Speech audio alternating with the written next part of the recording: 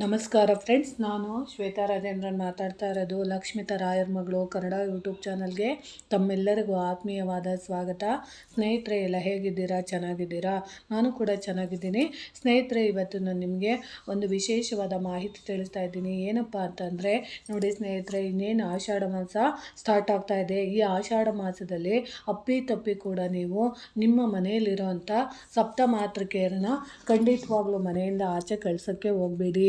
ಯಾಕೆ ಮಾತನ್ನ ಹೇಳ್ತಾ ಇದ್ದೀನಿ ಅಂದರೆ, ಕೆಲವೊಬ್ಬರು ಮನೆಗಳಲ್ಲಿ ಏನು ಮಾಡ್ತಾ ಇದ್ದೀರಾ ಅಂದರೆ, ನೋಡಿ ಗೋಧೂಳಿ ಸಮಯದಲ್ಲಿ ಅಂದರೆ ಹೊತ್ತು ಮುಳುಗುವಂಥ ಸಮಯಗಳಲ್ಲಿ ನೀವು ಹೆಂಗಂದರೆ ಹಂಗೆ ಇವಾಗ ನೀವು ಕಷ್ಟಪಟ್ಟು ಸಂಪಾದನೆ ಮಾಡ್ಕೊಂಡಿರೋ ಅಂಥದ್ದನ್ನ ಹಣ ಇರ್ಬೋದು, ಒಡವೆ ಇರ್ಬೋದು, ಅಥವಾ ವಸ್ತುಗಳಿರ್ಬೋದು, ಅದನ್ನು ನೀವು ಏನು ಮಾಡ್ತೀರಾ ಅಂದರೆ ಸಂಜೆ ಸಮಯದಲ್ಲಿ ಯಾರಾದರೂ ಬಂದು ಕೇಳಿದ ತಕ್ಷಣ ನೀವೇ ನಿಮ್ಮ ಕೈಯಾರೆ ನಿಮ್ಮ ಮನೆಯಲ್ಲಿರೋಂಥ ಲಕ್ಷ್ಮಿನ ನೀವು ಆಚೆ ಕಳಿಸೋದಕ್ಕೆ ನೀವೇ ದಾರಿ ಮಾಡಿಕೊಡ್ತಿದ್ದೀರಾ. ಖಂಡಿತವಾಗ್ಲೂ ಈ ಥರದನ್ನ ಪ್ರಯತ್ನನ ನೀವು ಮಾಡೋಕ್ಕೆ ಹೋಗ್ಬಿಡಿ. ಯಾಕಂದರೆ ಎಲ್ಲರ ಮನೆಯಲ್ಲಿನೂ ಅವರದೇ ಆದ ವಿಶಿಷ್ಟವಾದ ದೇವತೆಗಳಿರ್ತಾರೆ. ಬಡವನ ಮನೆಯಿಂದ ಶ್ರೀಮಂತನ ಮನೆ ತನಕನೂ ಅವರನ್ನು ಕಾಯುವಂಥ ದೇವತೆಗಳಿರುತ್ತಾರೆ. ಅಂಥ ದೇವತೆಗಳು ನಿಮ್ಮ ಮನೆಯಲ್ಲಿ ವಾಸ ಆಗಿದ್ದಾಗ ನೀವೇ ನಮ್ಮ ಮನೆಯಲ್ಲಿ ಇರಬೇಡ ಅಂತ ಬೇರೆಯವ್ರ ಮನೆಗೆ ಹೋಗಿ ಅಂತ ನೀವೇ ಕಳಿಸ್ಕೊಡೋ ಅಂಥದ್ದನ್ನ ಅಣುಮನ ನೀವು ದಯವಿಟ್ಟು ಮಾಡಿಕೊಡ್ಬೇಡಿ. ಯಾಕಂದರೆ ನಾನು ಸುಮಾರು ಮನೇಲಿ ನೋಡ್ತಾ ಇರ್ತೀನಿ, ಸಂಜೆ ಹೊತ್ತಲ್ಲಿ ಯಾರೇನಾದರೂ ಬಂದು ಕೇಳಿದ ತಕ್ಷಣನೇ ನೀವು ಕೊಡ್ತಾ ಇರ್ತೀರಾ. ಆ ರೀತಿ ಎಲ್ಲ ಮಾಡಬಾರ್ದು. ಆದರೆ ಅವ್ರ ಮನೆಯಿಂದ ನೀವು ಈಸ್ಕೊಂಬನ್ನಿ ಅಂದರೆ ಖಂಡಿತವಾಗ್ಲೂ ಕೊಡೋದಿಲ್ಲ.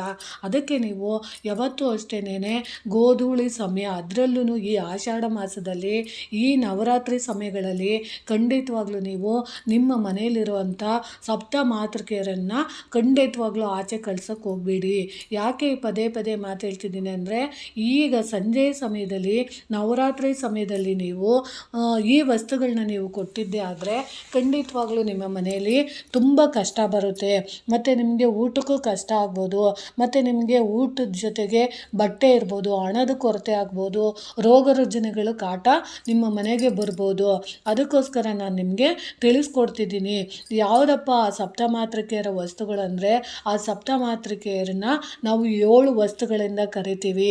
ಯಾವುದ್ಯಾವುದಪ್ಪ ಅಂತ ಅಂದರೆ, ನೋಡಿ ಬಂದು ಒಂದನೇದು ಬಂದು ಎಣ್ಣೆ ಆಗಿರುತ್ತೆ, ಎರಡನೇದು ಬಂದು ಒಂದನೇ ಸಪ್ತಮಾತೃಕೆ ಎಣ್ಣೆ ಆಗಿರುತ್ತೆ, ಎರಡನೇ ಸಪ್ತಮಾತೃಕೆ ಹಾಲು ಆಗಿರುತ್ತೆ, ಮೂರನೇ ಸಪ್ತಮಾತೃಕೆ ಮೊಸರು ಆಗಿರುತ್ತೆ, ನಾಲ್ಕನೇ ಸಪ್ತಮಾತೃಕೆ ಸಕ್ಕರೆ ಆಗಿರುತ್ತೆ, ಐದು ಸಪ್ತಮಾತೃಕೆ ತುಪ್ಪ ಆಗಿರುತ್ತೆ, 6 ಸಪ್ತಮಾತೃಕೆ ಸಾಸಿವೆ ಆಗಿರುತ್ತೆ, ಆಮೇಲೆ ಇನ್ನೊಂದು ಬಂದು ಉಪ್ಪು ಆಗಿರುತ್ತೆ.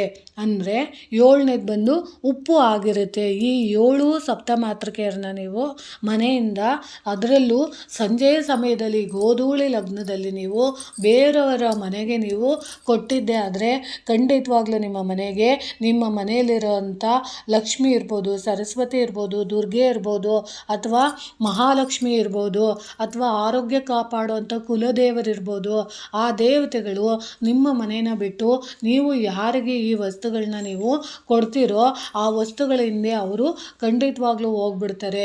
ಇಂಥ ತಪ್ಪನ್ನು ಖಂಡಿತವಾಗ್ಲೂ ಮಾಡಬೇಡಿ. ಯಾಕಂದರೆ ನಿಮಗೂ ಸರ್ವೇ ಸಾಮಾನ್ಯವಾಗಿ ಗೊತ್ತಿರುತ್ತೆ, ಆದರೂ ಗೊತ್ತಿದ್ದು ನೀವು ತಪ್ಪನ್ನು ಮಾಡ್ತಾ ಇರ್ತೀರ.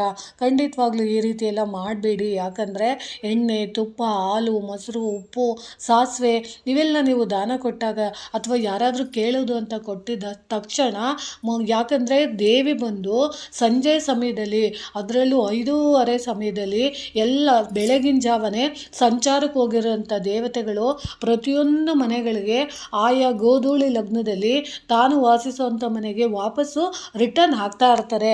ಅಂಥ ಸಮಯದಲ್ಲಿ ಬರ್ತಾ ಇರೋಂಥ ಮಹಾಲಕ್ಷ್ಮಿನ ಅಥವಾ ದುರ್ಗೆ ಆಗಿರ್ಬೋದು, ಸರಸ್ವತಿ ಆಗಿರ್ಬೋದು, ಅಂಥ ದೇವಿನ ನೀವು ನೀವೇ ಬೇಡ ನಮ್ಮ ಮನೆಯಿಂದ ನೀನು ಹೋಗು ಅಂತ ನೀವೇ ಕಳಿಸ್ಕೊಡೋದು ಎಷ್ಟು ಮಟ್ಟಿಗೆ ಸರಿ ಅನ್ನೋದನ್ನ ನೀವೇ ಅರ್ಥ ಮಾಡ್ಕೊಳ್ಳಿ. ಯಾಕಂದರೆ ನಾನು ಸುಮಾರು ಫ್ರೆಂಡ್ಸ್ ಮನೆಗಳಲ್ಲಿ ನೋಡಿದ್ದೀನಿ, ಮತ್ತು ನನ್ನ ಸಂಬಂಧಿಕರ ಮನೆಗಳಲ್ಲೂ ನೋಡಿದ್ದೀನಿ. ನಾವು ಅದನ್ನು ಹೇಳಿದಾಗ ಕೆಲವೊಬ್ಬರು ಒಬ್ಬರು ನೆಗ್ಲೆಕ್ಟ್ ಮಾಡ್ತಾರೆ. ಯಾಕಂದರೆ ನೀವು ಒಂದು ಸಣ್ಣ ಸಣ್ಣ ತಪ್ಪುಗಳನ್ನ ನೀವು ಮಾಡಿಕೊಂಡಾಗ ಆಮೇಲೆ ಅಂತೀರ ನಮ್ಮ ಮನೇಲಿ ಶತ್ರುಗಳ ಕಾಟ ಇದೆ, ಗಂಡ ಹೆಂಡತಿ ನಡುವೆ ಅನ್ಯೋನ್ಯತೆ ಇಲ್ಲ, ಮಕ್ಕಳು ವಿದ್ಯಾಭ್ಯಾಸ ಚೆನ್ನಾಗಿಲ್ಲ, ಹಣದ ಕೊರತೆ ಇದೆ, ಆರೋಗ್ಯ ಸಮಸ್ಯೆ ಇದೆ, ಆ ರೀತಿ ಇದೆ ಈ ರೀತಿ ಇದೆ ಅಂತ ಹೇಳ್ತಾ ಇರ್ತೀರಾ. ಇದೆಲ್ಲ ಸಮಸ್ಯೆಗಳು ನೀವೇ ದಾರಿ ಮಾಡಿಕೊಟ್ಟಂಥದ್ದನ್ನು ನೀವೇ ಅನುಭವಿಸ್ಬೇಕಾಗುತ್ತೆ. ಅದಕ್ಕೆ ಹೇಳ್ತಾ ಇದ್ದೀನಿ, ಖಂಡಿತವಾಗ್ಲೂ ಗೋಧೂಳಿ ಸಮಯದಲ್ಲಿ ನೀವು ಇನ್ನು ಮುಂದೆ ಅಟ್ಲೀಸ್ಟ್ ಈ ನವರಾತ್ರಿ ಸಮಯದಲ್ಲಿ, ಈ ಆಷಾಢ ಮಾಸದಲ್ಲಿ, ಈ ಶ್ರಾವಣ ಮಾಸದಲ್ಲಿ ಇನ್ನು ಮುಂದೆನಾದ್ರೂ ನೀವು ಈ ಸಂಜೆ ಸಮಯದಲ್ಲಿ ಅಂದರೆ ಗೋಧೂಳಿ ಸಮಯದಲ್ಲಿ ಖಂಡಿತವಾಗ್ಲೂ ನಿಮ್ಮ ಮನೆಯಲ್ಲಿರೋವಂಥ ಈ ಸಪ್ತಮಾತೃಕೆಯರನ್ನ ಖಂಡಿತವಾಗ್ಲೂ ಆಚೆ ಕೊಡೋಕೆ ಹೋಗ್ಬೇಡಿ. ಅಕಸ್ಮಾತ್ ನಿಮಗೆ ಅವಶ್ಯಕತೆ ಇದೆ ಅಂದರೆ ನೋಡಿ, ಈಗ ಯಾವುದೋ ಒಂದು ಮಗು ಬಂದು ಅಳ್ತಾ ಇದೆ, ಆ ಮಗುಗೆ ಹಾಲು ಅವಶ್ಯಕತೆ ಇದೆ ಅಂದರೆ ನೀವೇ ನಿಮ್ಮ ಕೈಯಾರೆ ಅಂದರೆ ನಿಮ್ಮ ಮನೆ ಮುಂದೆ ಮಗು ಏನಾದರೂ ಅಳ್ತಾ ಇದೆ ಅಂದರೆ ನೀವೇ ಆ ಹಾಲನ್ನು ಸ್ವಲ್ಪ ಕಾಯಿಸ್ಬಿಟ್ಟು ಒಂದು ಗ್ಲಾಸ್ಗೆ ಹಾಕಿ ಕೊಡಿ. ಅದನ್ನು ನೀವು ಕೊಡೋದ್ರಿಂದ ಅಥವಾ ಕುಡಿಸೋದ್ರಿಂದ ಏನೂ ಪ್ರಾಬ್ಲಮ್ ಆಗೋದಿಲ್ಲ. ಅಕಸ್ಮಾತ್ ನೀವು ದೇವರ ಪೂಜೆಗೆ ತಗೊಂಡೋಗ್ತೀನಿ ಅಂತಂದರೆ ಆವಾಗ ನೀವು ನಿಮ್ಮ ಮನೆಯಿಂದ ವಸ್ತುಗಳನ್ನ ದೇವರ ಪೂಜೆಗೆ ತಗೊಂಡೋಗ್ಬೋದೇ ವಿನಃ ಬೇರೆಯವರ ಮನೆಗೆ ನೀವು ನಿಮ್ಮ ಮನೆಯಲ್ಲಿರೋಂಥ ಈ ವಸ್ತುಗಳನ್ನ ನೀವು ಕೊಟ್ಟಿದ್ದೆ ಆದರೆ ಮನೆಗೆ ಖಂಡಿತವಾಗ್ಲೂ ದರಿದ್ರ ಅನ್ನೋದು ಬಂದೇ ಬರುತ್ತೆ. ನಿಮ್ಮ ಮನೆಯಲ್ಲಿರೋಂಥ ಮಹಾಲಕ್ಷ್ಮಿ ನಿಮ್ಮ ಮನೆನ ಬಿಟ್ಟು ಬೇರೆಯವರ ಮನೆಗೆ ಹೋಗೋದು ಖಂಡಿತವಾಗ್ಲೂ ಖಚಿತ ಆಗಿರುತ್ತೆ. ಅದಕ್ಕೋಸ್ಕರ ಈ ಪುಟ್ಟದ ಮಾಹಿತಿ ಏನಪ್ಪ ಇದೆಲ್ಲ ನಮಗೇನು ಗೊತ್ತಿಲ್ವಾ ಅಂತ ಗೊತ್ತಿದ್ದು ತಪ್ಪನ್ನು ಮಾಡ್ತಾ ಇರ್ತಾರಲ್ಲ, ಅದಕ್ಕೋಸ್ಕರ ನಾನು ನಿಮಗೆ ತಿಳಿಸ್ಕೊಡ್ತಿದ್ದೀನಿ. ದಯವಿಟ್ಟು ಈ ಆಷಾಢ ಮಾಸದಲ್ಲಿ ಅಥವಾ ಶ್ರಾವಣ ಮಾಸದಲ್ಲಿ ನೀವಿಂಥ ತಪ್ಪನ್ನು ಮಾಡಬೇಡಿ ಅಂತ ಹೇಳೋಕ್ಕೆ ಇಷ್ಟಪಡ್ತೀನಿ. ಆಮೇಲೆ ನೀವು ಇನ್ನೇನು ಮಾಡ್ತೀರಾ ಅಂದರೆ ಮುಟ್ಟು ಸಂಜೆ ಹೊತ್ತಲ್ಲಿ ನೀವೇನು ಮಾಡ್ತಾ ಇರ್ತೀರ ಅಂದರೆ ತಲೆನ ಬಾಚ್ಕೊತಾ ಇರ್ತೀರ. ದಯವಿಟ್ಟು ನೀವು ಅಮ್ಮ ಬರೋವಂಥ ಸಮಯದಲ್ಲಿ ತಲೆನ ಬಾಚ್ಕೊಳ್ಳೋಕೆ ಹೋಗಬೇಡಿ. ತಲೆ ಬಾಚ್ಕೊಂಡಿದ್ದ ನಂತರ ನೀವು ಬಾಚಿಗಣಿಗೆಯಲ್ಲಿ ಕೂದಲನ್ನ ಬಿಟ್ಟಿರ್ತೀರ. ಆ ಕೂದಲನ್ನ ನೀವು ಯಾರ್ದೋ ತಲೆ ಬಾಚಿರ್ತೀರ, ಆ ಕೂದಲನ್ನ ನೀವು ತೆಗೆದಲೆ ಅಲ್ಲೇ ಬಾಚಣಿಗೆಲೆ ಬಿಟ್ಟು ನೀವು ಅದೇ ಕೈಯಲ್ಲಿ ನೀವು ನಿಮ್ಮ ಮನೆಯಲ್ಲಿರೋವಂಥ ವಸ್ತುಗಳಿರ್ಬೋದು ಅಥವಾ ನೀವು ಪೂಜೆ ಮಾಡೋವಂಥ ವಸ್ತುಗಳಿರ್ಬೋದು ಅಥವಾ ನೀವು ಅಡುಗೆ ಮಾಡೋವಂಥ ವಸ್ತುಗಳನ್ನ ನೀವು ಮುಟ್ಟಿದ್ದೇ ಆದರೆ ಖಂಡಿತವಾಗ್ಲೂ ಬೇರೆಯವರ ಮನೆಯಲ್ಲಿರೋಂಥ ದರಿದ್ರ ನಿಮಗೆ ಬರುತ್ತೆ. ಯಾವತ್ತೂ ಅಷ್ಟೇ ಮುಟ್ಟು ಸಂಜೆ ಹೊತ್ತಲ್ಲಿ ನೀವು ಬೇರೆಯವರ ತಲೆ ಬಾಚೋದು ಆ ರೀತಿ ಕೆಲಸ ಎಲ್ಲ ಖಂಡಿತವಾಗ್ಲೂ ಮಾಡೋಕ್ಕೆ ಹೋಗ್ಬೇಡಿ.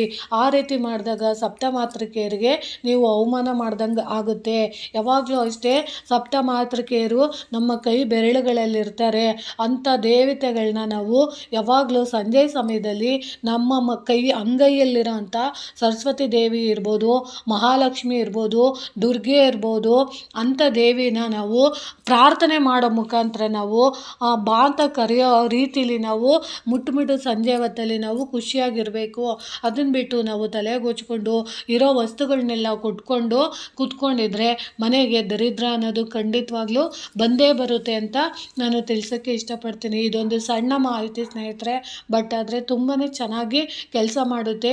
ಈ ಮಾಹಿತಿ ನಿಮಗೆ ಗೊತ್ತಿರಲಿ ಅಂತ ತಿಳಿಸ್ತಾ ಇದ್ದೀನಿ. ಈ ಮಾಹಿತಿ ನಿಮಗೆ ಇಷ್ಟ ಆಗಿದ್ದರೆ ದಯವಿಟ್ಟು ನನ್ನ ಚಾನಲ್ನ ಸಬ್ಸ್ಕ್ರೈಬ್ ಮಾಡ್ಕೊಂಡು ನೋಡಿ, ಹೆಚ್ಚೆಚ್ಚು ವಿಡಿಯೋನ ಶೇರ್ ಮಾಡಿ ಮತ್ತು ಲೈಕ್ ಮಾಡಿ. ಹೊಸದಾಗಿ ಯಾರಾದರೂ ನೋಡ್ತಿದ್ರೆ ದಯವಿಟ್ಟು ಚಾನಲ್ನ ಸಬ್ಸ್ಕ್ರೈಬ್ ಮಾಡ್ಕೊಂಡು ನೋಡಿ ಅಂತ ತಿಳಿಸ್ತೀನಿ. ಪ್ರೀತಿಯ ಧನ್ಯವಾದಗಳು ಸ್ನೇಹಿತರೆ.